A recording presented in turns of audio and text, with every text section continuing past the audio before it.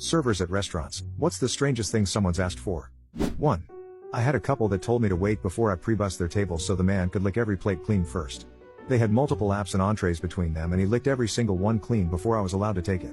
They weren't in a private booth or anything. The other guests could see this happening. 2. I used to work at Olive Garden. There was a lady that would come in at least once a week and she was dubbed by us staff as Pepperoncini Lady. She would want you to open a new bag of the pepperoncinis we used in the salads and pour out the juice in a cup. She would literally straight up drink the juice. She would also get a bowl of pepperoncinis and just eat them. 3. We had a woman send back a grilled chicken salad because it was cold. So, we cooked fresh chicken and made sure to send it out while still warm.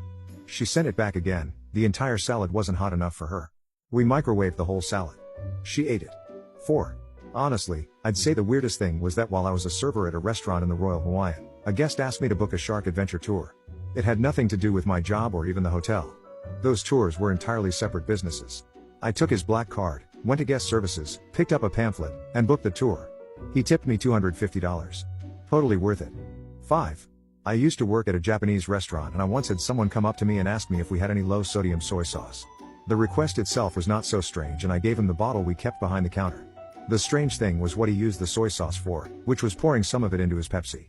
6. Once a very thin, middle-aged woman came in. She couldn't have weighed more than 100 pounds soaking wet. She asked what our biggest steak was. I told her it was the 24 ounces ribeye. She said, "Okay, I'll have that." I bring out her steak and she begins eating.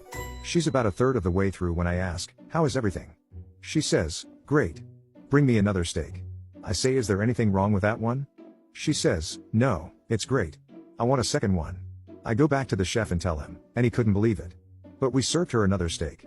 She ate all 48 ounces of steak and left me a $40 tip.